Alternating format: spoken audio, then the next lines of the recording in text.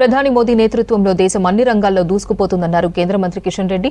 Hyderabad Chandrayangutta CRPF క్యాంపస్లో నిర్వహించిన Rozgar మేళాకు chief గెస్ట్గా కిషన్ రెడ్డి హాజరయ్యారు. దేశవ్యాప్తంగా 45 స్థానాల్లో 71,000 మంది యువతీ యువకులకు జాబ్ లెటర్స్ ఇచ్చామన్న కిషన్ రెడ్డి సీఆర్పీఎఫ్ క్యాంపస్లో 5,260 మంది అర్హులైన వారికి నియామక పత్రాలు అందజేసినట్లు చెప్పారు.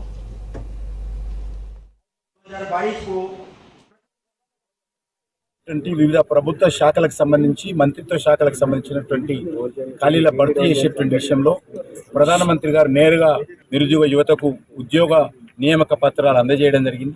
ఇది 11th ఫేజ్డ్ కార్యక్రమం. ఇది ఇప్పటికి 10 పూర్తయినాయి. ఇప్పటి వరకు 10 లక్షల ఉద్యోగాల భర్తీ పూర్తయింది.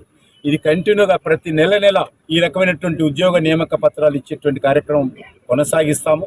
దేశంలో కొద్దికు కేంద్ర ప్రభుత్వంలో ఉన్నటువంటి అన్ని మంత్రిత్వ శాఖలకు సంబంధించినటువంటి ఖాళీలను భర్తీ చేయడము, అదేవిధంగా ఇండైరెక్ట్ ఎంప్లాయ్మెంట్ కోసం దేశంలో అనేక రకాల ఇన్వెస్ట్మెంట్స్ తీసుకురావడము, దేశంలో పెట్టుబడులు తీసుకురావడము, తద్వారా అనేక రకమైనటువంటి మరి ఉత్పత్తి రంగాన్ని పెంచడము, మౌలిక వసతుల కల్పనలో అది జాతీయ రహదారుల నిర్మాణం కావచ్చు, ఎయిర్పోర్ట్ల నిర్మాణం కావచ్చు, రైల్వే నెట్వర్క్ పెంచడం కావచ్చు, ఈ రకంగా మౌలిక వసతుల కల్పనలో కూడా లక్షలాది మంది యువతకు ఉద్యోగాలు కల్పించే కార్యక్రమం కావచ్చు. మనరేగా ద్వారా గ్రామీణ ప్రాంతాల్లో వ్యవసాయ రంగంలో గ్రామీణ ప్రాంతాల్లో ఉన్నటువంటి చిన్న రోడ్ల నుంచి మొదలు పెడితే మరి ఈరోజు అనేక రకాల ఉపాధి అవకాశాలు కూడా పెంచేటువంటి ప్రయత్నం చేస్తూ ఉన్నాం.